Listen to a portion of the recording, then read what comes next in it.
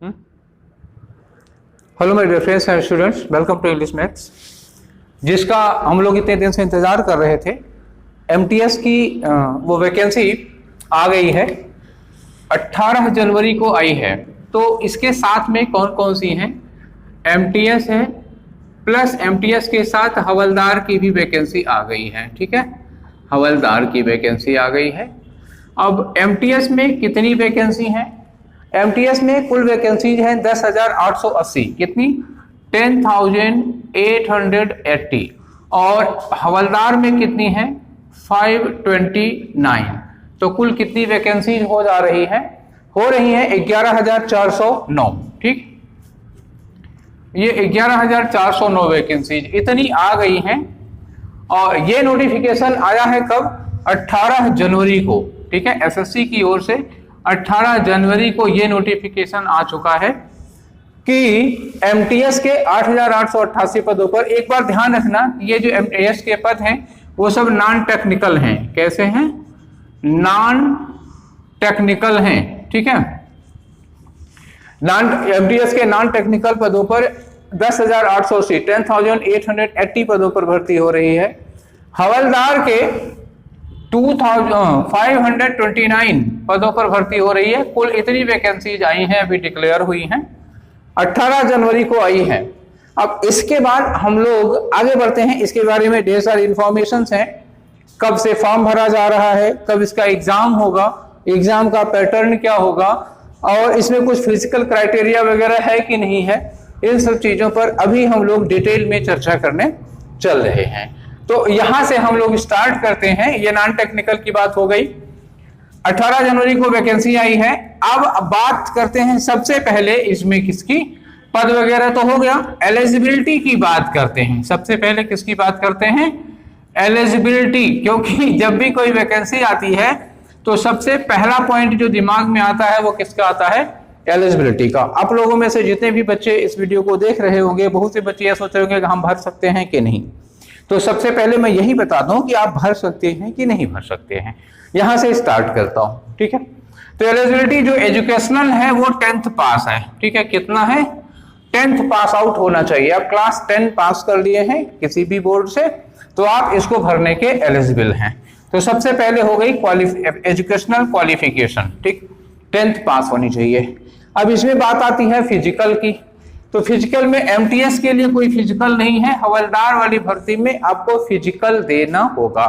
तो फिजिकल में वॉकिंग है, हाइट है, चेस्ट है, इतनी चीजें आपको मेंटेन करनी है। होंगी ही होगी, आजकल के बच्चे सब इसी तरह के हैं, इतना तो है ही। ठीक है, तो फिजिकल किस में है? हवलदार वाले में है। ठीक, क्या फिजिकल होगा हवलदार में? एलिजिबिलिटी में एजुकेशन वाला हो गया ये। अब आते हैं हम फिजिकल की बात करते हैं। ठीक है, तो फिजिकल में आ जाओ। सबसे पहले क्या है? फिजिकल में एक क्राइटेरिया है आपकी वॉकिंग की। ठीक है, क्या है? वॉकिंग। वॉकिंग दोनों के लिए अलग अलग है। कितनी? 1600 मीटर। 1600 मीटर मतलब क्या हुआ? 1 किलोमीटर 600 मीटर, करीब करीब 1.5 किलोमीटर से थोड़ा सा ज्यादा है। और एक क्राइटेरिया है 1 किलोमीटर की, मतलब 1000 मीटर की बात कर लूं, दोनों मीटर में लिख दें। ठीक है, तो 1000 मीटर का मतलब क्या हुआ? 1 किलोमीटर हो गया। ये 1 किलोमीटर हो गया। और ये कितना हो गया? 1.6 किलोमीटर हो गया। ये किसके लिए है? 1.6 किलोमीटर है मेल के लिए, बॉयज के लिए, और 1 किलोमीटर है किसके? फीमेल के लिए। अब कितनी देर में पूरा करना है आपको ये? ठीक है, तो इनका जो है किसका? लड़कों वाला जो 1600 मीटर इनको चलना है, पैदल तेज चलना होता है, वॉकिंग आप समझ ही रहे होंगे। इनको पूरा करना है 15 मिनट में। ठीक, कितनी देर में? 15 मिनट में इन्हें पूरा करना है। और लड़कियों को 20 मिनट में 1 किलोमीटर चलना है। ठीक है, अब आप समझ रहे होंगे, लड़के होंगे तो सोच रहे होंगे कि ये तो हमारे साथ नाइंसाफी है, अन्याय है। ठीक है, लड़कियां सोच रही होंगी चलो हाँ ठीक है, हमारे लिए कम है, कोई बात नहीं, हमारे उस पर नहीं जाना है। ताकि हम फिजिकल एलिजिबिलिटी के बारे में डिस्कशन कर रहे थे। तो सबसे पहले हमने किसका डिस्कशन किया? वॉकिंग का क्राइटेरिया है। फिजिकल में एक चीज हो गई वॉकिंग। एक बार फिर से दोहरा देते हैं, वॉकिंग कितनी है? 1600 मीटर की वॉकिंग है, मतलब 1.6 किलोमीटर की वॉकिंग है। लड़कों के लिए 15 मिनट में पूरी करनी है और 1000 मीटर यानी 1 किलोमीटर की वॉकिंग है लड़कियों के लिए, जिसको उन्हें 20 मिनट में पूरा करना है। ये वॉकिंग हो गई। वॉकिंग के बाद अब दूसरे नंबर पर हम आते हैं, हाइट की बात करते हैं। ठीक, हाइट किसकी कितनी होनी चाहिए? ये हाइट लड़कों के लिए और लड़कों के लिए, लड़कियों के लिए। लड़कों के लिए हाइट कितनी है? 157.5 सेंटीमीटर, 157.5 सेंटीमीटर लड़कों के लिए है और लड़कियों के लिए 152 सेंटीमीटर है। ठीक है, कितनी? 152 सेंटीमीटर है। आप लोग अपनी लंबाई नाप लीजिए, नाप आपके देख लीजिए। लड़के इतने लंबे तो हो ही जा रहे हैं, अमूमन हो जा रहे हैं, लड़कियां इससे छोटी क्या होंगी, इतनी तो होती ही हैं। ठीक है, ये हाइट का क्राइटेरिया हो गया। ठीक है, तो अब मैं ये मिटाना पड़ेगा भाई, हमारे पास वो डिजिटल बोर्ड तो है नहीं कि मैं इसी को ऊपर कर दूं और इसी पे चलता रहेगा। इतनी बातें आप समझ में आ गई होगी आपको। एक बार मैं फिर से बता दे रहा हूं, उसके बाद इसको मिटा दूंगा, क्योंकि दोबारा इसको फिर बताने का हमको मौका नहीं मिलेगा। तो 18 जनवरी को एमटीएस और हवलदार की वैकेंसी डिक्लेयर हो गई, जिसमें एमटीएस की नॉन टेक्निकल में 1880 वैकेंसीज हैं और हवलदार की 529 है। कुल टोटल 11,409 वैकेंसीज आई हैं। अब इसमें जो एमटीएस के लिए है, एमटीएस के लिए कोई फिजिकल क्राइटेरिया नहीं है, हवलदार के लिए फिजिकल क्राइटेरिया दिया हुआ है। जो फिजिकल क्राइटेरिया है वो क्या होगा? उसमें जो फिजिकल है वॉकिंग है, 1600 मीटर की लड़कों के लिए वॉकिंग है 15 मिनट में, लड़कियों के लिए 1000 मीटर की वॉकिंग है 20 मिनट के लिए। और हाइट लड़कों की 157.5 सेंटीमीटर होनी चाहिए और लड़कियों की 152 सेंटीमीटर होनी चाहिए। ये इतनी बात हो गई। एलिजिबिलिटी कितनी है? वो उनको 10th पास आउट होना चाहिए, ये बात हो गई। अब हमें इसको यहां से हटा के साफ करके फिर दूसरी के क्राइटेरिया की ओर आगे बढ़ना पड़ेगा। एलिजिबिलिटी चेस्ट की है। एक और मैं बता दूं कि चेस्ट लड़कों का कितना होना चाहिए। ठीक है, एक एलिजिबिलिटी चेस्ट की है, वो कितनी है? वो है 81 से 86 सेंटीमीटर की। ठीक, ये हो गई चेस्ट की क्राइटेरिया। तो फिजिकल फिलहाल पूरा हो गया, जितना बताना था मैंने फिजिकल में सारी बातें हो चुकी हैं। अब इसको यहाँ पे खत्म करते हैं फिजिकल वाली। अब बात करते हैं, एलिजिबिलिटी वगैरह हो गई, बात कर लेंगे फीस वगैरह की, जो कंसेशन वगैरह है एग्जाम के डेट की, उसके बाद सब्जेक्ट वाइज आ जाएंगे। ठीक है, तो अब हम लोग बात करते हैं किसकी? बात करते हैं सबसे पहले फॉर्म की। ठीक, फॉर्म की बात करने के बाद फिर हम लोग पहुंचेंगे जो रिटन एग्जाम होगा उसमें क्या क्या कंडीशंस हैं, क्योंकि हमारा जो सेक्शन है वो बेसिकली रिटन एग्जाम का है। ठीक है, तो फॉर्म कब से भरा जा रहा है? फॉर्म फिलिंग की डेट आ जाओ। तो बेटा ये फॉर्म जो है वो जिस दिन वैकेंसी आई है उसी दिन से भरा जा रहा है। 18 जनवरी से फॉर्म भरा जा रहा है। जनवरी अब आगे लिखने की कोई जरूरत तो है नहीं, 2023 ही है। 18 जनवरी से भरा जा रहा है और 17 फेब तक ये भरा जा सकता है। 17 फेब 2023 ये लास्ट डेट है। 17 फरवरी को 11 बजे तक, बस 11 बजे तक हो जाएगा। ठीक है, 23-24 तारीख में आपको करेक्शन की डेट दी गई है। किसी फॉर्म के करेक्शन वगैरह की जो डेट है वो 23 और 24 तारीख को है। इसमें आप करेक्शन कर लीजिएगा, जो भी अपने फॉर्म में अगर कोई गलती हो गई है तो उसको करेक्ट कर लीजिएगा। अब बात आती है फीस की। ठीक, फी कितनी है? फी है 100 रुपीज। 100 रुपीज किसके लिए है? 100 रुपीज है जनरल के लिए, मतलब अनरिजर्व्ड के लिए, ओबीसी कैटेगरी वालों के लिए और ईडब्ल्यूएस वालों के लिए 100 रुपीज है। और 0 रुपीज है किसके लिए? SC ST कैंडिडेट के लिए, SC ST कैंडिडेट के लिए। और 0 रुपीज है किसी भी कैटेगरी के फीमेल कैंडिडेट के लिए। ठीक, तो लड़कियों के लिए कोई फीस नहीं रखी है। ठीक है, एसएससी ने लड़कियों की फीस फ्री है और SC ST की फीस फ्री है। और फीमेल किसी भी कैटेगरी के हों, चाहे वो जनरल की हो, ओबीसी की हो या ईडब्ल्यूएस की हो, उनकी कोई फीस नहीं है। खाली लड़कों के ऊपर जनरल और ओबीसी और ईडब्ल्यूएस के लड़कों के लिए 100 रुपए फीस लगी है। बहुत महंगी नहीं है, सबसे सस्ती फीस हमको लगता है एसएससी में ही है। ठीक है, तो ये इतनी बात हो गई किसकी? फीस की। फॉर्म की बात हो गई, फीस की बात हो गई। अब बात आती है कि एग्जाम की डेट क्या होगी, किस तारीख को एग्जाम होगा। चलिए, तो एग्जाम की जो डेट है वो 1 अप्रैल टेंटेटिव है। टेंटेटिव का जो अभी कैलेंडर आया था एसएससी का, कैलेंडर आप लोगों को मिल ही गया होगा। आई एम श्योर कि आप लोग इतने अलर्ट तो रहते ही हो कि आपको कैलेंडर पता चल गया होगा। एसएससी का जब कैलेंडर आया था तो जो इसके एग्जाम की डेट दी गई है वो 1 अप्रैल से, हालांकि वो अप्रैल फूल बनाने वाला दिन है, लेकिन एसएससी आपका अप्रैल फूल नहीं बना रही है, ठीक है। तो 1 अप्रैल 2023 से प्रस्तावित है कि ये एग्जाम होगा। कोई अगर अड़चन नहीं आ जाती हो, भाई देखो वो सब परिस्थितियां अलग होती हैं, अभी तक की जो रेट है वो यही है, ठीक है। अब आते हैं हम लोग एग्जाम के पैटर्न पर, किस किस पैटर्न पे एग्जाम होगा, क्या क्या चीजें पूछी जाएंगी उसमें। तो फिजिकल वाली बात हो गई, फिजिकल हो गया हम लोगों का। एज वगैरह की अगर बात करो तो एज की जो लिमिट है, एज लिमिट वही है 21 से 27, ठीक है। 21 क्या मान लो 18 से है, हाई स्कूल का है तो 18 से होगा, 18 से 27 साल, कुछ में 25 कुछ में 27, पोस्ट के अकॉर्डिंग अलग अलग हो जाता है। ये है कि 18 से शुरू है, कुछ पोस्टों के लिए 25 साल की ही एज है, कुछ पोस्ट के लिए 27 साल तक की एज है। और जो रिलैक्सेशन है एज में, जो छूट है वो कैटेगरी वाइज जो चलता है वो उतनी छूट मिलेगी ही मिलेगी आपको, जो पहले से ही आप लोग जानते हैं कि किसको कितनी छूट मिलनी है, ठीक है। अब हम लोग शुरू करते हैं मैं अपने मेन मुद्दे पर आता हूं कि जो रिटन एग्जामिनेशन होगा वो कैसा होगा। सारा का सारा एग्जाम कैसा होगा, ऑनलाइन और मल्टीपल चॉइस क्वेश्चन होंगे, एमसीक्यूज में होंगे, ठीक है। मोड क्या होगा एग्जाम का, एक तो एक टीयर में होगा एग्जाम, ठीक है। अगली बात आती है हमारी किसकी, एग्जाम की। तो एग्जाम की क्या है, 1 टीयर में एग्जाम होना है बस। मोड क्या होगा इसका, ऑनलाइन होगा, जो भी एग्जाम है अब तो सब ऑनलाइन ही हो रहे हैं, ऑनलाइन होगा। और दूसरा कैसा होगा, एमसीक्यूज में होगा, मल्टीपल चॉइस क्वेश्चन, मतलब ऑब्जेक्टिव होगा, उसमें डिस्क्रिप्टिव कुछ भी नहीं है, ये हो गया ऑब्जेक्टिव। अब इसको हम चलते हैं सब्जेक्ट वाइज, नेगेटिव मार्किंग है कि नहीं है ये हम लोग अभी डिस्कस कर लेंगे। किसी किसी में है नेगेटिव मार्किंग और किसी किसी में नहीं है। तो आइए शुरू करते हैं हम लोग एग्जाम में, सब्जेक्ट किन किन चीजों का एग्जाम होगा और कितने क्वेश्चन आएंगे, कितने नंबर के आएंगे वगैरह वगैरह।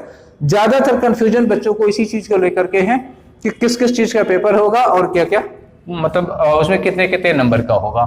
तो सबसे पहले 2 सेक्शन है, आपका जो एग्जाम है वो 2 सेक्शन में बटा हुआ है।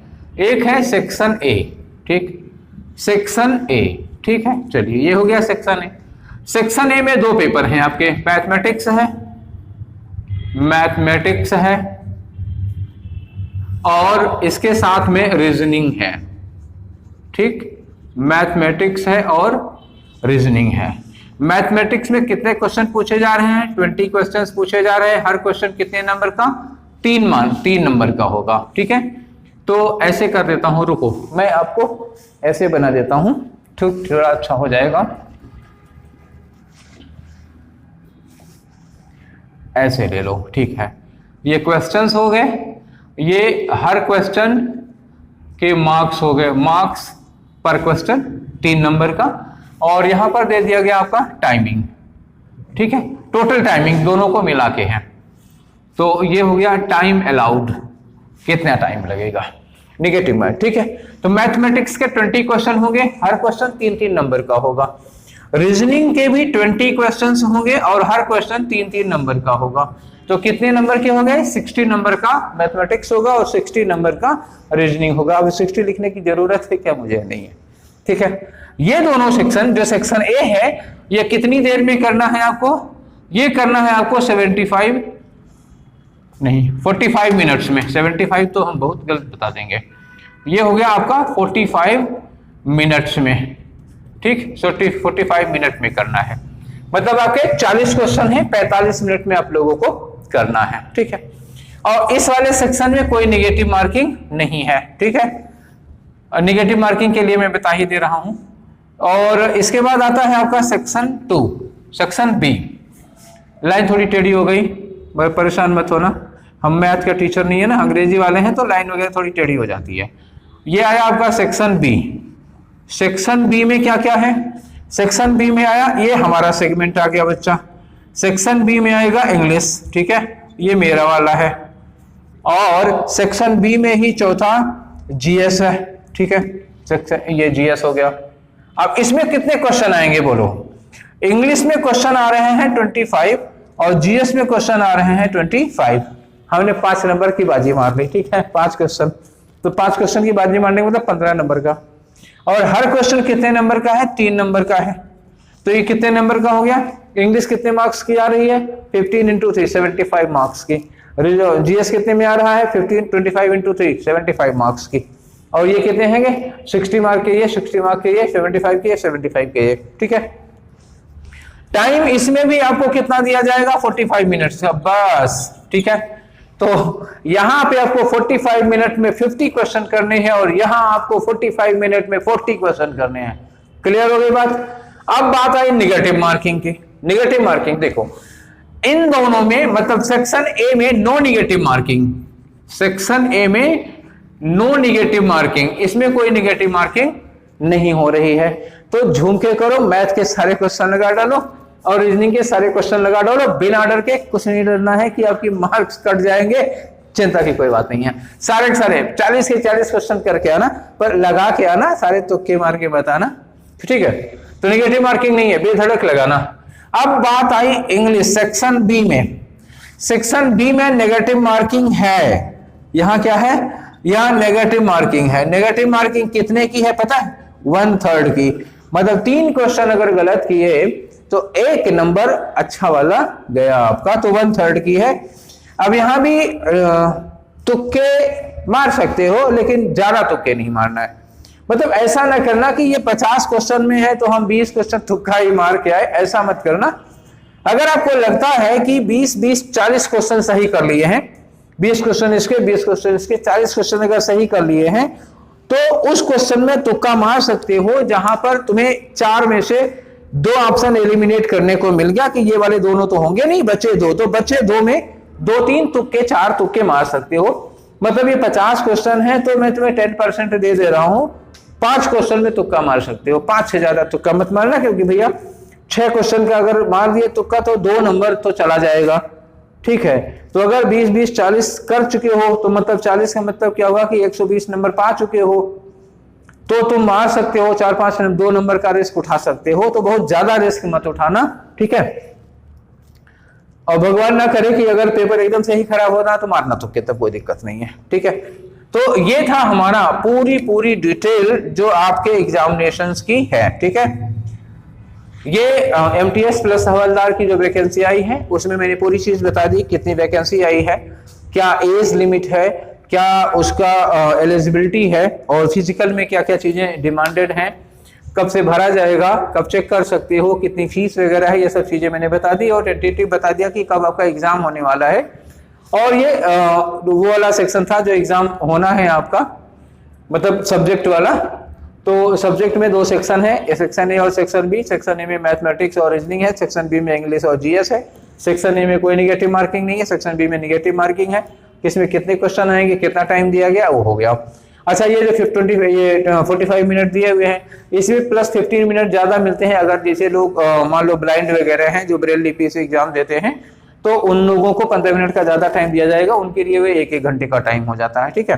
तो उनके साथ दिक्कत होती है, इसलिए मत कहना कि उनके साथ हमारे साथ अन्याय हो रहा है। अन्याय नहीं हो रहा है, उनके साथ नेचर ने कर दिया तो थोड़ा सा बैलेंस बनाने के लिए कर दिया जाता है, ठीक है। ब्रेल लिपि में पढ़ना उतना फास्ट नहीं हो सकता ना जितना आप देख के पढ़ सकते हो, तो ये चीज है।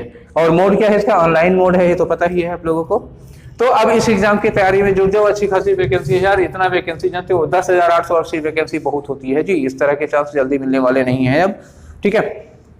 तो बड़े दिनों के बाद इतनी सारी वैकेंसी आई है, एकदम झूम के जुट जाओ, ठीक है। चाय वाय पी के और खाना पीना खा के थोड़े दिन के लिए कोई बात नहीं, घूमना टहलना बंद करो, बर्थडे वर्डे मनाना सब खत्म करो। 2 महीने की बात है, होली में 1 आध दिन होली खेल लेना, बहुत ज्यादा मस्ती मत करना होली में, और इस पे जम के जुटे रहो, ठीक है। तो ये वीडियो तो केवल इतने भर के लिए था, आपको ये इन्फॉर्मेशन देनी थी। नेक्स्ट वीडियो हम मतलब कल एक और सेशन आप लोगों के साथ करेंगे। उस सेशन में हम ये करेंगे कि एमटीएस के प्रीवियस पेपर के बिहार पे हम लोग ये डिस्कस करेंगे कि एमटीएस में अंग्रेजी का, भाई देखो मेरा अंग्रेजी का सेक्शन में, अपने अंग्रेजी वाले सेक्शन में आप लोगों की जितनी हेल्प कर सकता हूँ करूंगा। तो कल वाले वीडियो में आप लोग देखिएगा जरूर। कल वाले सेक्शन में हम लोग ये डिस्कशन करेंगे कि एमटीएस में अंग्रेजी किस तरह की पूछी जा रही है, किस तरह के क्वेश्चन आ रहे हैं, कितने क्वेश्चन आ रहे हैं। तो इसमें क्वेश्चन तो ये पता ही चल गया आपको 25 क्वेश्चन आएंगे। उसमें 25 क्वेश्चन में किस किस एरिया से क्वेश्चन आ रहा है, क्या क्या पूछा जा रहा है और उनको हमें कैसे सॉल्व करना है, इस बारे में एक स्ट्रेटेजी बनाएंगे हम लोग कल के वीडियो में। तो आज का ये सेशन आप लोगों को कैसा लगा, ये इन्फॉर्मेशन आप लोगों को कैसी लगी, इस बारे में हमें राय दीजिएगा, कमेंट करिएगा। और कल मिलिएगा हमसे फिर इसी समय पे और इसी सेशन में, जिसमें हम लोग डिस्कस करेंगे कि अंग्रेजी हम MTS के लिए अंग्रेजी कैसे तैयार करें। तो पहले पेपर डिस्कस करेंगे, फिर बताएंगे कि आपको ये सारी चीजें कैसे तैयार करनी है, ठीक है। तो अंग्रेजी आपकी तैयार करवाएंगे, उसके बाद डेली डिस्कशन, डेली प्रैक्टिस है। डेली डिस्कशन वो हमारा काम है, वो लगा रहेगा आपके एग्जाम तक। तो हम डेली प्रैक्टिस और सेशन चलाते ही रहेंगे, ठीक है। तो फिर मिलते हैं अगले वाले सेशन में कल। Take care, thank you.